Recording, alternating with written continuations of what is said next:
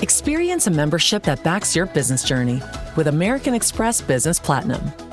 When you pay with membership rewards points for all or part of an eligible flight booked with a qualifying airline through Amex Travel, you can get 35% of those points back, up to 1 million points back per calendar year. American Express Business Platinum. There's nothing like it. Terms apply. Learn more at americanexpress.com/business-platinum. Welcome to the Case for with Chris Cox, the pretend procedural it is set not in the court of last resort, but rather the court of the Walt Disney World Resort. This is the podcast where theme park expert Len Testa and mind reader Chris Cox will regularly debate about some of the more trivial aspects of vacationing in Orlando, what makes visiting there a complete joy or an absolute misery. I'm the less than honorable James Robespierre Hill. I will be presiding over today's proceedings, and after Chris and Len's arguments, I will then render my verdict.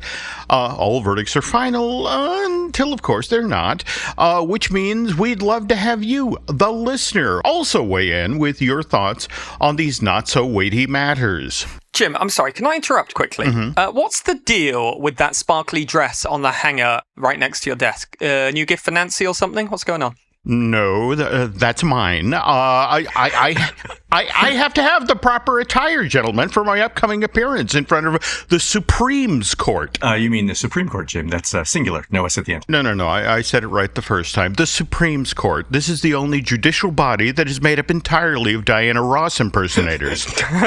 Stop in the name of the law. All right. So how exactly does that work? Is everyone named Judgy Judy?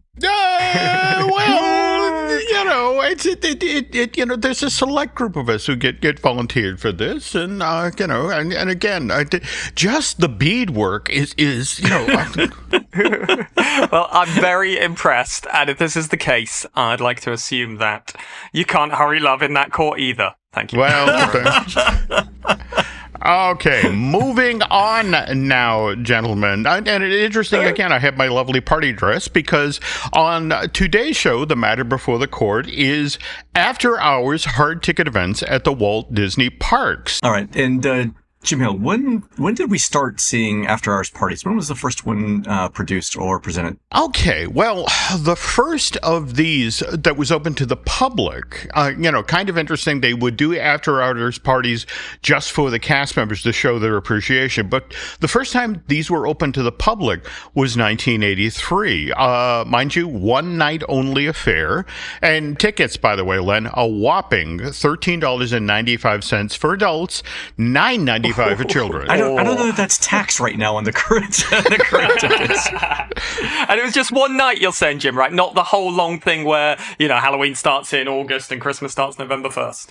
Well, that was the thing. You had to walk before you can run. And actually, Mickey's Very Merry stayed a one-night thing as late as 1986. Now, mind you, we did see the price start to creep up. By 86, it had gone from $13.95 to $15.95. Outrage. Yeah. Also, actually, they're not making that much money if it's only one night, right? All that effort for just one thing. Well, now, interesting you say that, because it's not till 86, 87 that we actually see them, for example, do the special parade that night. And then actually, it's interesting Chris brings this up, because on the back of what that cost is, the thinking in-house was, we better do a couple more nights of this. And that's how it started. Well, look, we've already got the bunting up. I mean, come on. Would it kill anyone to leave it up for a couple more days? There we go. So, gentlemen, this now brings us to the question at the core of today's show. Actually, Jim, I'm going to stop you. I want to pick your judicial brain here and Len's less than judicial brain.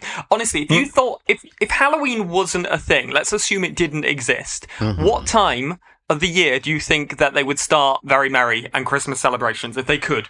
Because at the minute, they can't do it until after Halloween. When do you think they'd actually start? Again, given the example of the retail world, in fact, again, I think you have to live stateside to see this occur. But if you're in, say, a Target store, on October 29th, they have an employee standing under the bats, that are up. They have employees harnessed to Santa's sleigh, ready to pull out all of the decor. The millisecond that that Halloween is considered over in the retail world, they first, they mark down all of the remainder candy, and then Christmas just comes out full force. So honestly, I think if Disney could start Christmas, particularly selling tickets to Christmas events in September, they would. Oh yeah. I mean, I think Target's actually starting to roll out just a bit. Yeah, we have Christmas stuff in the stores here already in the UK. I was going to say, I was in Dublin over the weekend, and the Aldi store that I walked through already was advertising ingredients for minced pies and like fruitcakes, whatever the holiday. You can buy those minced pies now. Yeah, the Christmas cake is all available. Christmas cakes, yeah. But I do a show, The Illusionist Magic of the Holidays, and we did it on Broadway, and then we toured it a lot in the US. Not this year actually, but we very much the first tour we did for it after Broadway. We started like November 2nd, and it's very weird to be going Happy Holidays everyone with snow falling. You're like, there's still pumpkins outside. Well, and it's like, and at that point when you're telling people Happy Holidays on November 2nd, it's like Veterans Day? Really? Veterans Day, exactly. Yeah. Oh, Arbor Day? That's special for you? Yeah, okay, all right, whatever. Yeah. And speaking of retail, one thing I want to point out here is the cost of this year's ticket prices. In 2025, Mickey's Very Merry will be presented 25 nights, basically every other day, between November 7th and December 21st. And the ticket prices range from $169 plus tax to $229 plus tax. And I note, Chris, some of them have already sold out. Oh, wow. Woof. Okay, which brings us to the question at the core of today's show, gentlemen. Is that sort of money actually worth it for an after-hours event at the parks? So I'm going to argue no, because I've not been to one and spent that money on that. Len, have you been to one? I love them. I think the after hours parties are some of the best values in the park. So yeah, all right, this is a natural take sides thing. Let's do it. Great. Okay, so I've got a question. How long do you get? You can enter the parks around 4 p.m. and then you can stay until midnight. The party officially begins at 7, so the crowds will start dissipating right at 6 o'clock when the park closes to regular park guests. Disney gets an hour to kick everyone out of the parks. I don't know if you've seen this, Chris, but giant bulldozers come down Main Street, just pushing this massive humanity. You can see them rolling. It's strollers and balloons, like a snowplow, and churros everywhere. It's like this. Yeah. It's a sea of humanity. But then guests that get in at 4 will get a wristband, and that allows you to run through the park. Is it a souvenir wristband, or does it come off? It comes off. You can get 8 hours out of it. Okay. And with the ticket pricing, does that include your park ticket, or you still got to have a park ticket on top of the upcharge? No, that's it for 4 o'clock. You get in at 4 o'clock. You just need the one single after-hours event ticket. Okay, all right. This is sounding interesting. So what's so special about it? There are a couple of things. For the Halloween and Christmas parties, you get, obviously, decor, and you get most of the decor during the day, too.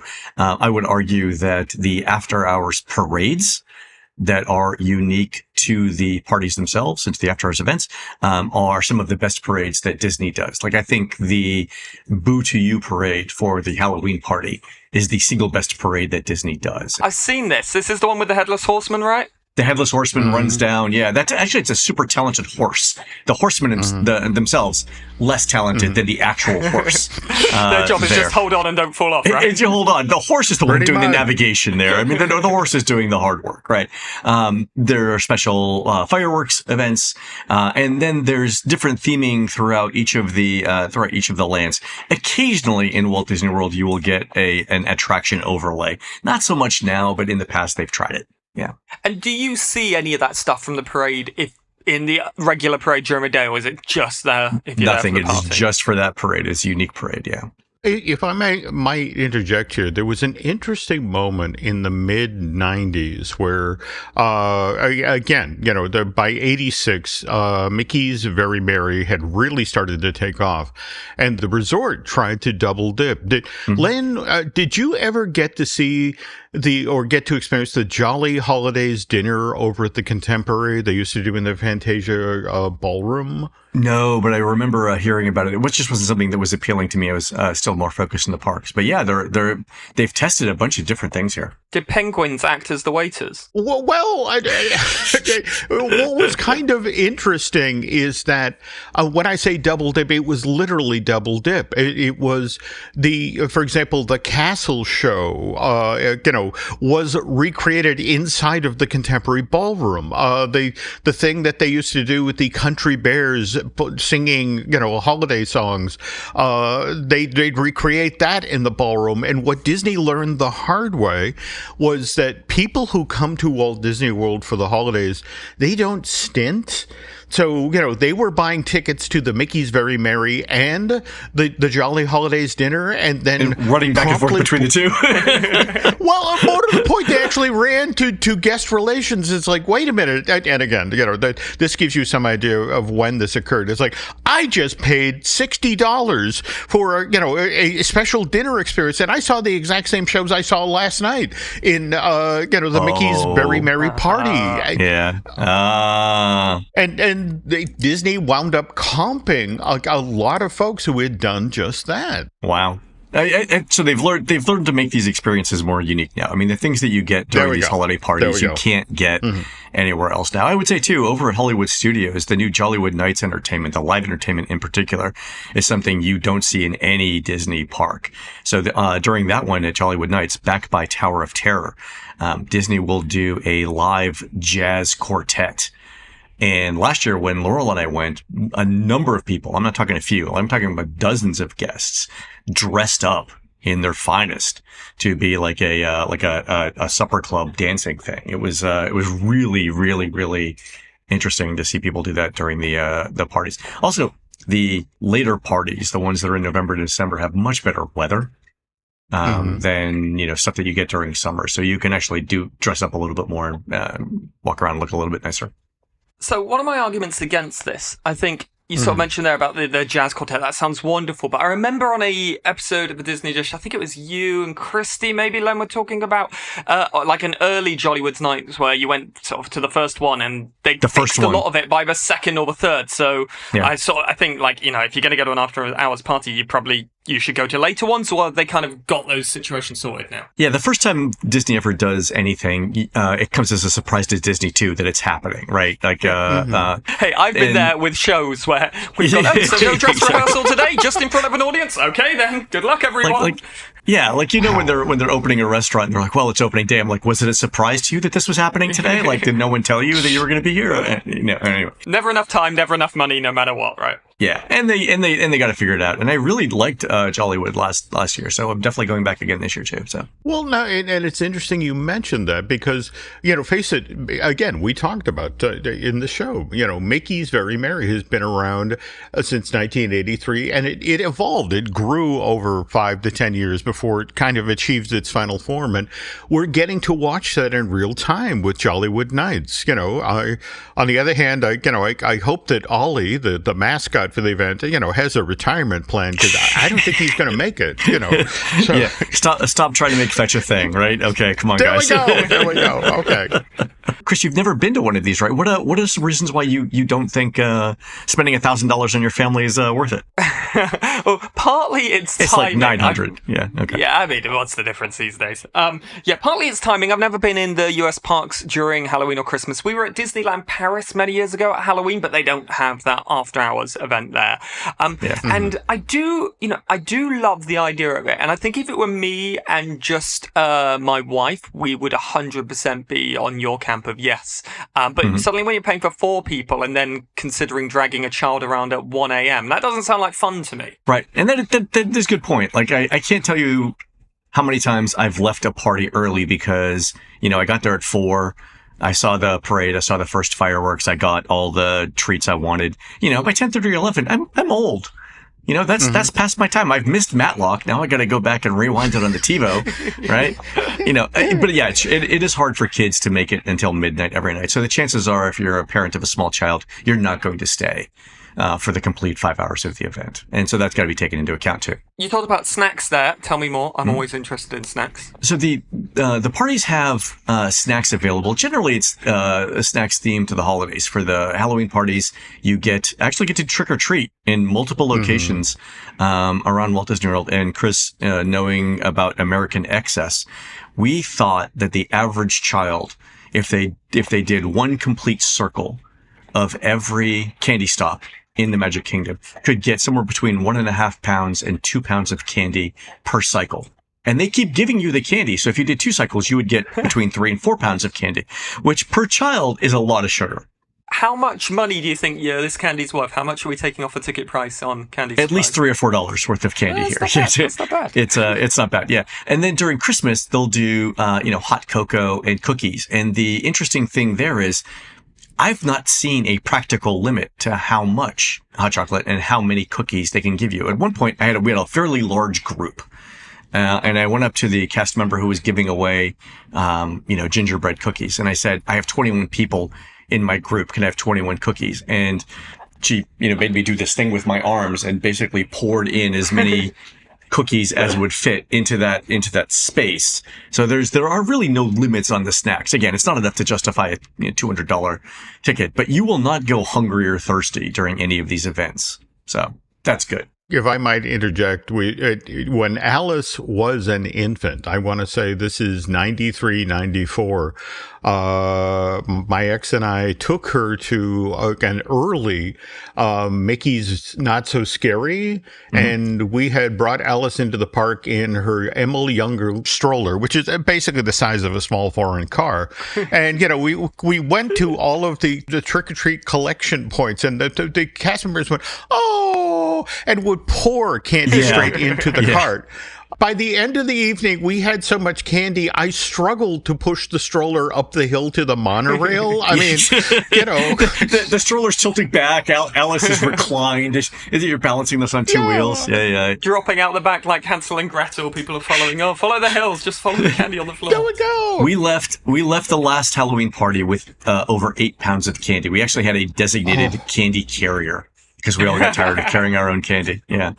Just the henchiest person from a gym. You, come and carry our candy. Exactly. I like it. It's sort of like a cover charge, really, for candy, really, is what you're paying for. But you're getting rides thrown in. Is everything open? The vast majority of attractions are open in the Magic Kingdom. Hollywood Studios is a little more coy this year about what's going to be open. I suspect almost everything will be open, except for things like you're probably not going to see the live shows. You're probably not going to see One Man's Dream, stuff like that. But all of the major attractions, Slinky Dog will be open. Toy Story Mania is going to be open. So you're not going to have to buy lightning lanes, right? Or instant lightning lanes. So you're saving some bucks there. How long are you waiting? In the Magic Kingdom, for most attractions, excluding maybe Tron, you're going to wait, I would say, no more than 15 minutes on average for anything. Good.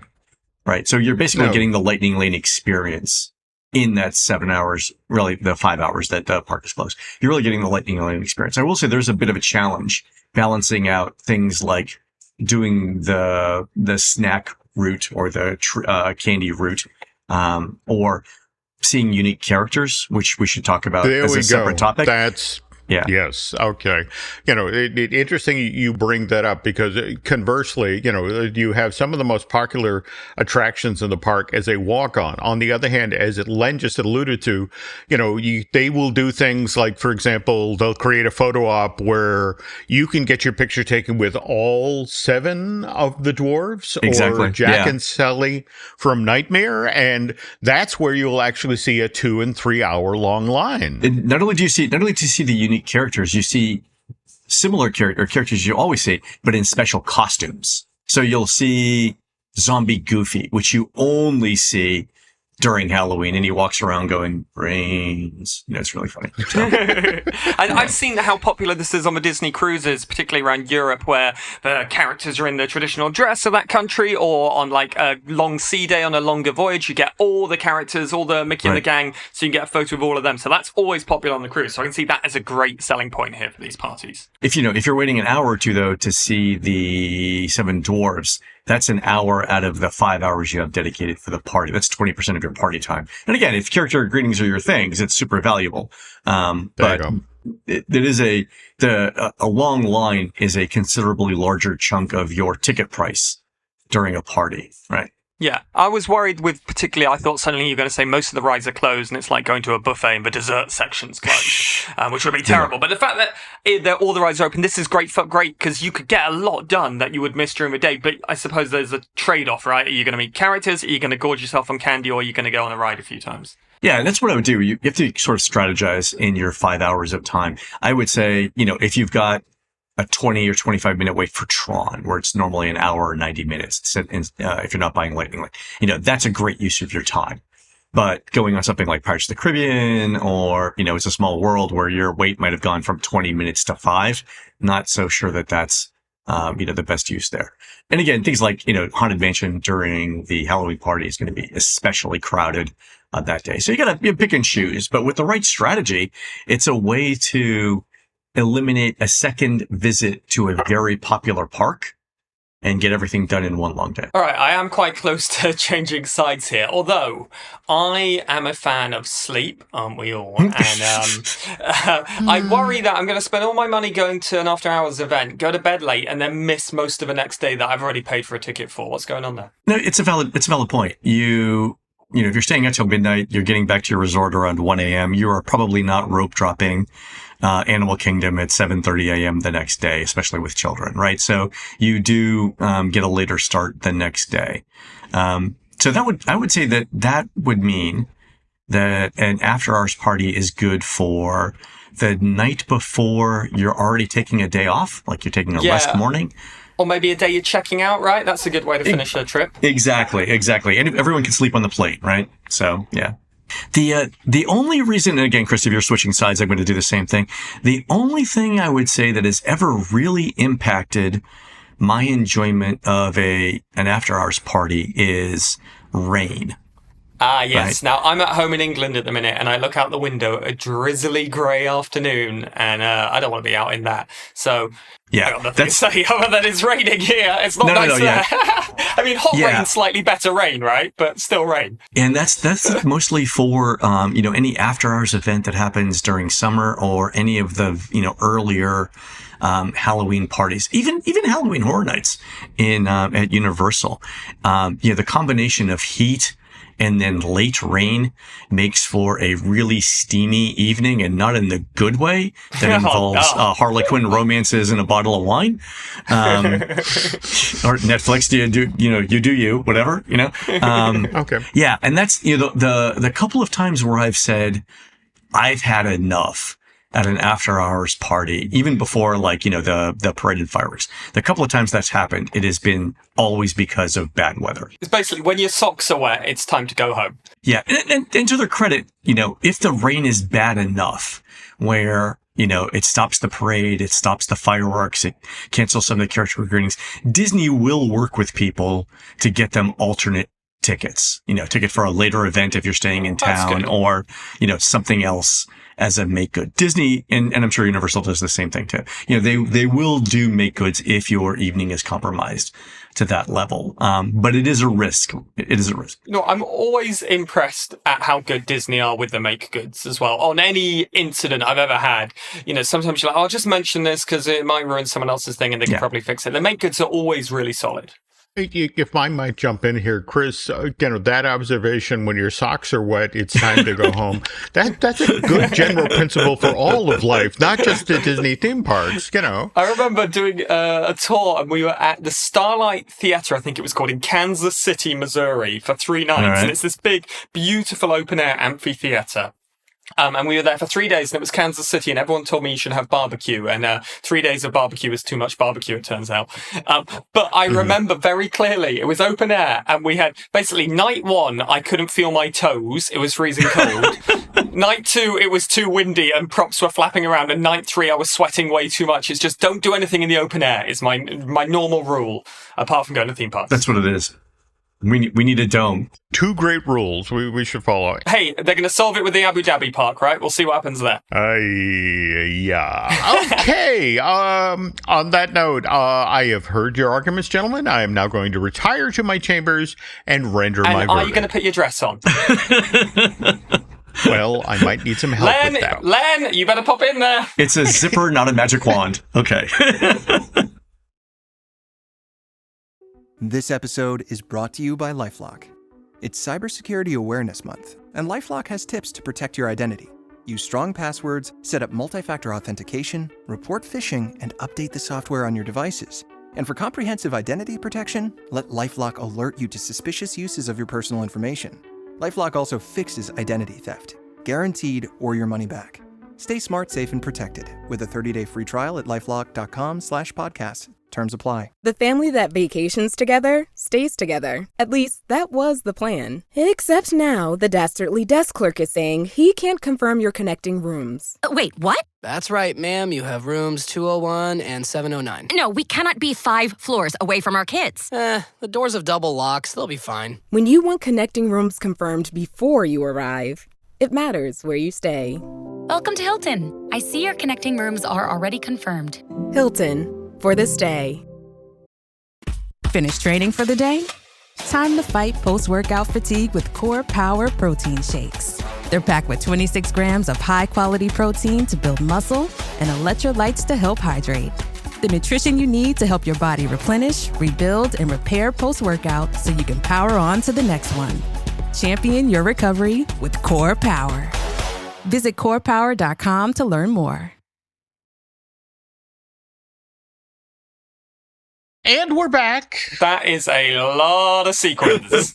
And speaking of which, you promised, would you please zip me up? Thank you. Okay. After due consideration and there's been no consideration. You've just been sorting out your wardrobe. You're not wrong, but at the same time, you two kept going back and forth in regard to whether we were for this or whether you're against this, and I might argue that you were talking about, you should do this, a hard ticket on the day before you fly out. And, the notion of getting on the plane after having closed the park, at midnight, 1 a.m., and then going to Orlando International Airport, like, oy. I might argue, because, Chris has, on a previous show, talked up, the joys of actually enjoying your resort. This might be a lovely way, a hard ticket event of doing, say, a nice restful morning back to your hotel, a little swim, and then show up at the park in 4 and do the full experience. But yeah, that I'm just like you. I waffle back and forth in this because some of my favorite experiences at the parks have been these after-hours parties. Why is that, Your Honor? What? I still don't like calling you that. Chris, you're attempting to influence his decision. Well, we talked about that very thing about standing on Main Street with the wonderful lighting package and the music and the snow coming down. That's the sort of thing you only really do get to experience at a Jollywood Nights or a Mickey's Very Merry. And I feel like you should experience it at least once, but at the same time, with the price point being what it is these days, what, $169 to $229? Was that what you mentioned, Len? Yeah, it's between $600 and $900. Yeah, I mean that can be a barrier. But on the other hand, if this is your once in a lifetime trip to Disney World with the holiday season, I say spring for it. I suppose you're also. I haven't really thought of this, but that idea of we are lucky if you get to go to Disney World multiple times. It's a very lucky thing, and you constantly, there's the law of diminishing returns, right? It feels less magical, and actually maybe these events make it feel magical again if you've been a few times. Chris, I don't know how the court system works in the United Kingdom, but you cannot introduce new arguments in summaries in the United States.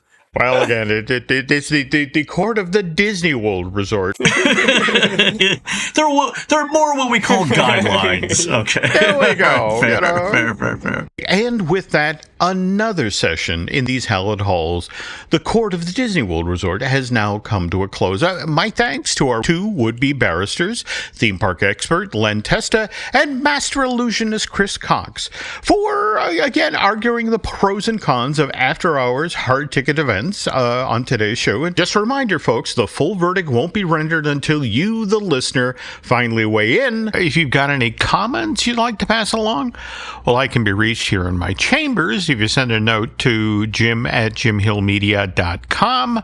Likewise, we're always monitoring social media, so if you want to send along a message there, your opinion could be featured in an upcoming episode of this podcast. Speaking of which, on the very next edition of The Case For with Chris Cox, we'll be debating the pros and cons of staying at a deluxe resort. But until that episode airs, The Case For with Chris Cox is now closed. Thanks for listening, and we will be back soon.